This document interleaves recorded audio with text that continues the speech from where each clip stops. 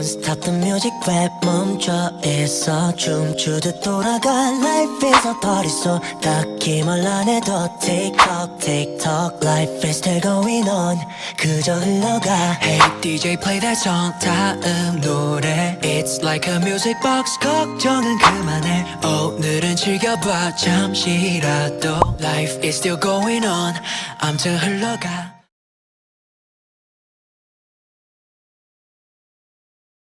Assalamualaikum warahmatullahi wabarakatuh. Shalom, Om Swastiastu, nama budaya, salam kebajikan. Izin memperkenalkan diri, perkenalkan nama saya Rostini dari Prodi Farmasi dengan NIM 3052401. Di sini saya akan membahas tentang esensi dan urgensi identitas nasional sebagai salah satu determinan pembangunan bangsa dan karakter. Materi yang akan saya sampaikan ada 4. Yang pertama tentang konsep urgensi identitas nasional. Yang kedua, alasan mengapa diperlukan identitas nasional. Yang ketiga, unsur identitas nasional. Dan yang terakhir, membangun argumen tentang dinamika dan tantangan identitas nasional. Mari kita langsung saja ke materi yang pertama, yakni konsep urgensi identitas nasional. Apa sih identitas itu? Identitas adalah ciri-ciri, jati diri, atau sesuatu yang berguna untuk membedakannya dengan sesuatu yang lain. Identitas menurut etimologis, secara etimologis identitas nasional berasal dari 2 kata, yakni identitas dan nasional. Identitas berasal dari bahasa Inggris, yaitu identity yang menunjuk pada ciri atau penanda yang dimiliki oleh seseorang, pribadi, dan dapat pula kelompok. Contohnya, kartu tanda penduduk, ID card, surat izin mengemudi, kartu pelajar, dan kartu mahasiswa. Menurut Pilaar tahun 2007, menyatakan identitas nasional berkaitan dengan makna bangsa. Menurutnya, negara merupakan keseluruhan alamiah individu karena individu memperoleh realitasnya dari negara. Dalam konteks hubungan antar bangsa, masyarakat dapat dibedakan berdasarkan kebangsaannya, karena kebangsaan merupakan ciri yang membedakan suatu bangsa dengan bangsa lainnya. Konsep identitas nasional menurut pendekatan yuridis tercantum dalam Undang-Undang Dasar Negara Republik Indonesia tahun 1945 pada bab 15 tentang bendera, bahasa dan lambang negara serta lagu kebangsaan pada pasal 35, 36A, 36B dan 36C. Menurut Sudarsono tahun 2002 menyatakan jati diri adalah siapa diri Anda sesungguhnya. Materi yang kedua adalah alasan mengapa diperlukan identitas nasional. Identitas nasional menjadi benteng yang melawan pengaruh dan ancaman globalisasi yang mungkin mengancam identitas, budaya, dan nilai-nilai lokal dari suatu bangsa atau negara. Identitas nasional juga menjadi sumber kebanggaan dan harga diri dari suatu bangsa atau negara.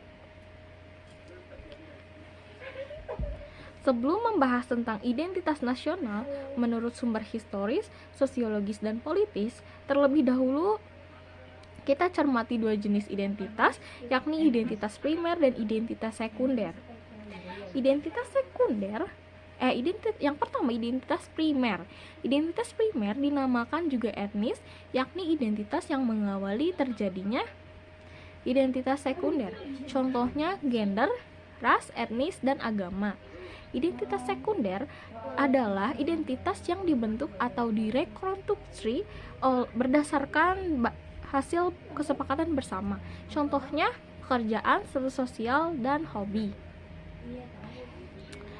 Menurut Ubaidillah tahun 2013, secara umum terdapat beberapa unsur yang menjadi komponen identitas nasional, diantaranya yang pertama, pola perilaku. Pola perilaku adalah gambaran yang terwujud dalam kehidupan sehari-hari, misalnya adat istiadat, budaya, dan kebiasaan ramah tamah, hormat kepada orang tua, dan gotong royong. Yang kedua ada lambang-lambang. Lambang-lambang adalah sesuatu yang menggambarkan tujuan dan fungsi negara. Lambang ini biasanya dinyatakan dalam undang-undang, misalnya bendera, bahasa, dan lagu kebangsaan. Yang ketiga ada alat-alat perlengkapan. Alat-alat perlengkapan adalah sejumlah perangkat atau alat-alat perlengkapan yang digunakan untuk mencapai tujuan yang berupa bangunan, peralatan, dan teknologi. Misalnya bangunan candi, masjid, gereja, pakaian adat, teknologi bercocok tanam, dan teknologi seperti kapal laut atau pesawat. Yang keempat, tujuan yang ingin dicapai yang bersumber dari tujuan yang bersifat dinamis dan tidak tetap, seperti budaya unggul prestasi dalam bidang tertentu. Sebagai sebuah bangsa yang mendiami suatu negara, tujuan bersama bangsa Indonesia telah tertuang dalam pembukaan Undang-Undang Dasar tahun 1945, yakni kecerdasan dan kesejahteraan bersama bangsa Indonesia. Menggali sumber histori sosiologis politik tentang identitas nasional. Terdapat bermacam bentuk identitas nasional. Identitas menurut Winarno tahun 2009 yaitu yang pertama, bahasa nasional atau bahasa persatuan yaitu bahasa Indonesia. Yang kedua, bendera negara yaitu sang merah putih. Yang ketiga, lagu kebangsaan yaitu Indonesia Raya.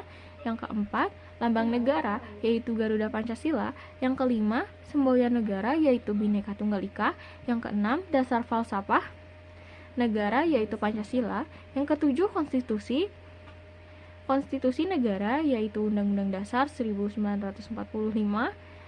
Yang kedelapan, bentuk negara kesatuan Republik Indonesia. Yang kesembilan, konsepsi wawasan Nusantara. Dan yang kesepuluh, kebudayaan daerah yang telah diterima sebagai kebudayaan nasional. Bangsa Indonesia memiliki lebih dari 1128 suku bangsa. Perbedaan suku, agama, ras, dan golongan dapat memicu konflik horizontal. Adapun penyebab konflik menurut Abidin tahun 2014 adalah sebagai berikut. Yang pertama, perbedaan individu meliputi perbedaan pendirian dan perasaan. Yang kedua, perbedaan latar belakang kebudayaan sehingga membentuk pribadi yang berbeda. Yang ketiga, perbedaan kepentingan antara individu dengan kelompok. Yang keempat, perubahan nilai yang cepat dan mendadak dalam masyarakat.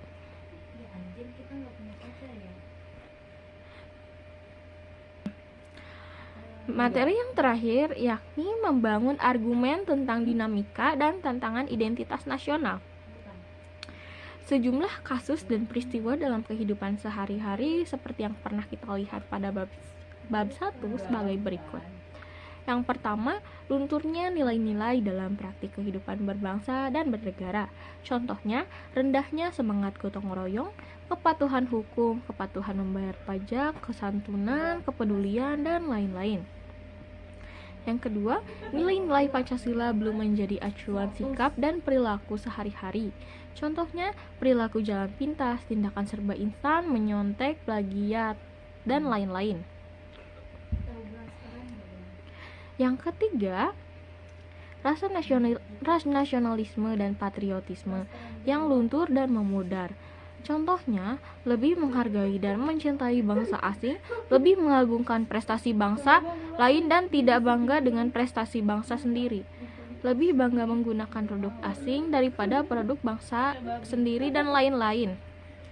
Yang keempat, lebih bangga menggunakan bendera asing daripada bendera merah putih, lebih bangga menggunakan bahasa asing daripada menggunakan bahasa Indonesia.